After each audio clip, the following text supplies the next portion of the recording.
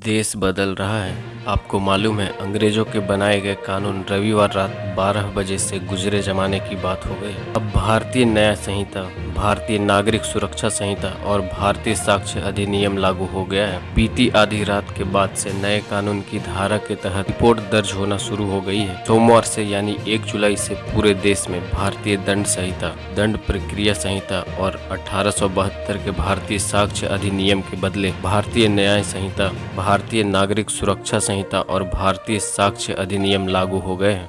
आइए जानते हैं इन कानूनों के लागू होने से क्या महत्वपूर्ण बदलाव हुआ है, आपकी जीवन में क्या बदलाव होगा। सबसे अहम बदलाव तो आपको तुरंत देखने को मिलने वाला है। नए कानून के लागू होते ही 0 FIR, SMS के जरिए इलेक्ट्रॉनिक तरीके से किसी को समन भेजना, पुलिस शिकायतों का ऑनलाइन पंजीकरण होना, यह सब कुछ अब होने जा रहा है। अब जघन्य अपराध स्थल पर वीडियोग्राफी अनिवार्य होगा।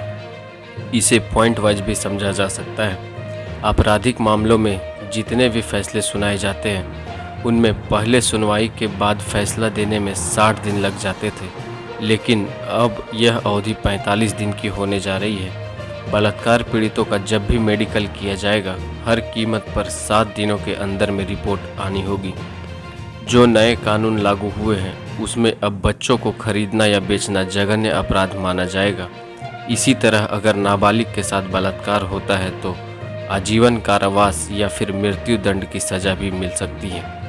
अब अगर शादी के झूठे वादे कर महिला को छोड़ दिया जाएगा तो इसको लेकर भी दंड के सख्त प्रावधान कर दिए गए हैं। चाहे आरोपी हो या फिर पीड़ित, दोनों को 14 दिनों के अंदर में पुलिस रिपोर्ट, चार्जशीट मिलने का पूरा अधिकार रहने वाला है।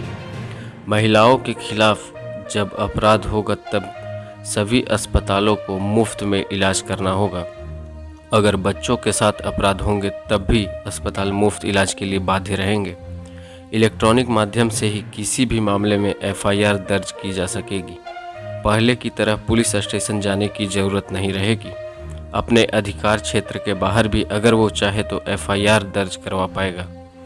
अगर गंभीर अपराध होंगे तो फॉरेंसिक एक्सपर्ट का घटनास्थल पर जाना जरूरी होगा। पहले ज़रूरत के मुताबिक यह फैसले लिए जाते थे। लिंग की परिभाषा में ट्रांसजेंडर समाज के लोगों को भी शामिल कर लिया गया है।